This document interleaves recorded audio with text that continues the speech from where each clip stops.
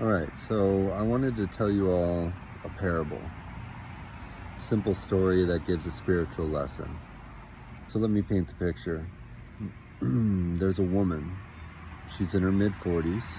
She travels to the same places every week. She can be found in the same pew section of the church. She sits in the same place every week. She's meek, quiet, to herself. As the pastor finishes up the sermon and goes to meet with the congregation and mingle with his flock, she's nowhere to be found. She's slipped out of the church. She's avoided all social interaction.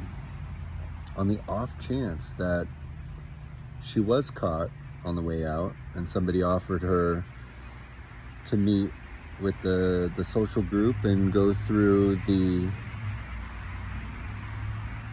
meet with the social group and go out for coffee and, hang out with the church, she'd dart her eyes around and say that she had some pressing issue to get to or a meeting.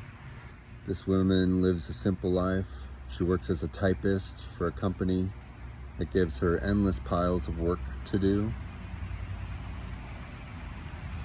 She has no critical thinking in her life. If you ask her if she had a pet, she had a dog 8 years ago that she simply can't replace.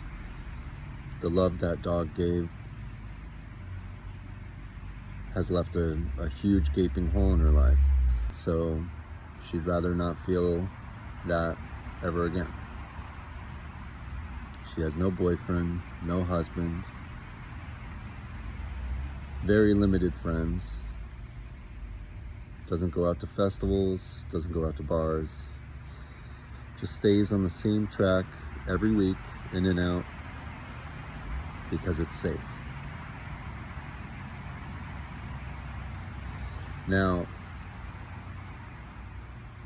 what this parable is teaching is that this woman, yes, she's chosen safety,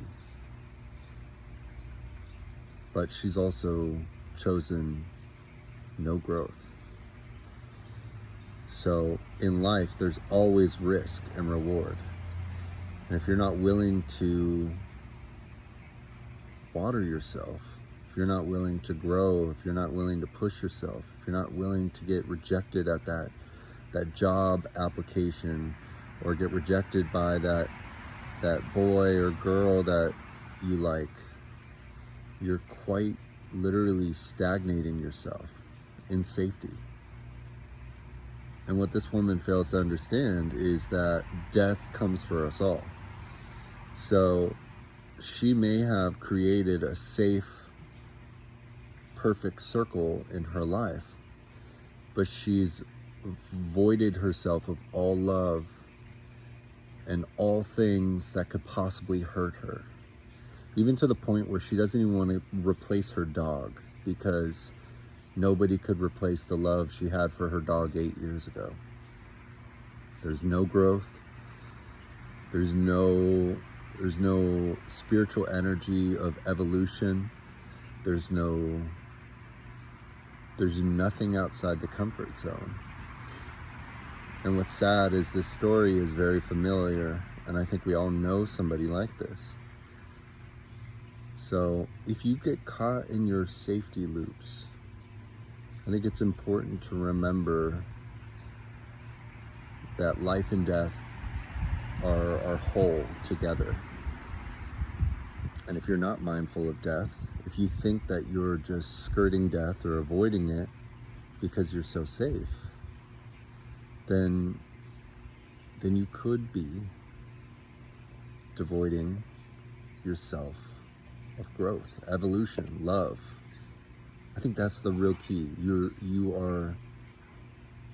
sucking love out of your life. And I'm not talking about romantic love. I'm talking about the open energy of love, the love you get creating a painting or dancing or opening yourself up to a sport.